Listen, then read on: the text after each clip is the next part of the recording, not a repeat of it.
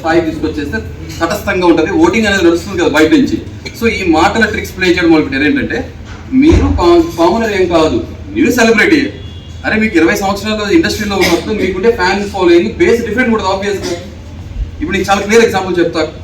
Face of the channel హరిత అన్నప్పుడు హరిత హరీష్ గారు నన్ను మాస్తో చూశారు.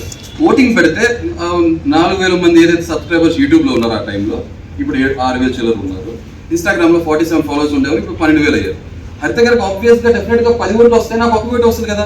షీఈ్ ఎ సెలబ్రిటీ, అంటే సైజ్ మ్యాటర్స్ కదా. చిన్న సైజ్ సెలబ్రిటీ దాను, నేను కామనర్ని.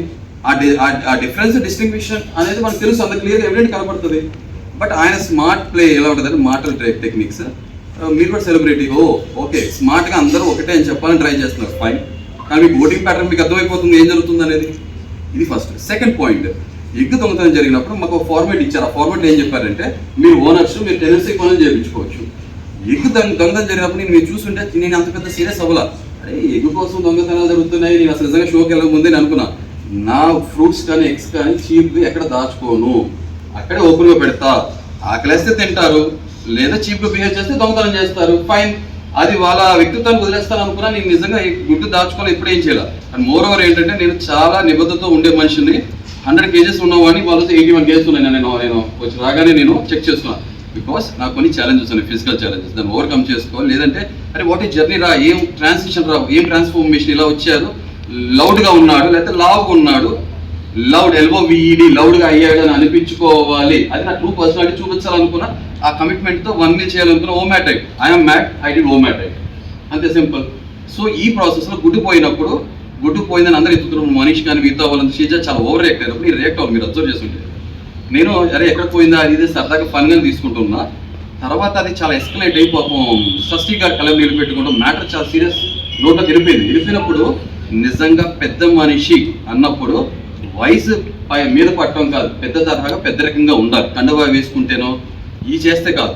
ఆ ప్లేస్లో నేనుంటే ఒకటే చెప్పేవాడిని, లేదండి అంత సీరియస్ అవ్వకండి, సంజన గారు తీసుకున్నారు, మాకు తెలుసు, ప్లీజ్ ఈ మ్యాటర్ ఎస్కలేట్ చేయకండి, కావాలంటే రేపొద్దున మేము ఓనర్స్ అయినప్పుడు ఒక గుడ్డు ఇచ్చేస్తాం.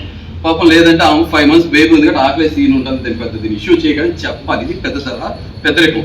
స్ట్రైట్ ఫార్వర్డ్ జెన్యూన్ ఉంటే, ముసుకేం లేకపోతే. ఆయన ఏం చెప్పకుండా ఇష్యూ చాలా పెద్దది అయిపోయింది. సంజన గారు బాత్రూమ్ దగ్గరికి వెళ్ళారు.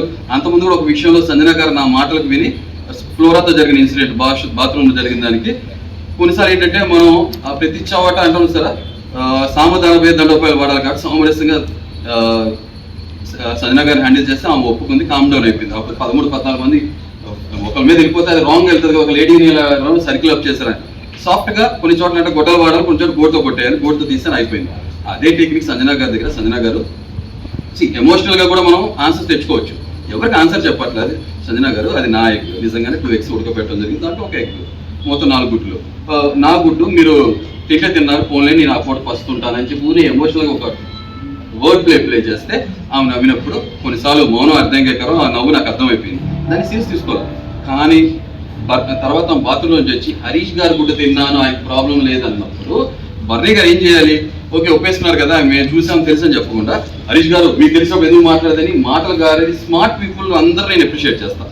ఓవర్ స్మార్ట్ తెలివితేటలు ఓకే, చావు తెలియదు నాకే పోగొడతారు. అదే ఈ తెలివితేటలు చూపించడం ఆటోమేటిక్గా నేను అన్నాను చూసారా, మీరేమన్నారంటే రేలంగ మావే కనబడుతున్నారు, రేలంగ మావే అనుకున్నా సెకిల్ మావ కనబడుతున్నారు నాకు అక్కడ. ఆ ఒక్కటే కాదు, ఇంకో ఉదాహరణ కూడా చెప్తాను మీకు వచ్చిన కాంటెక్స్ట్.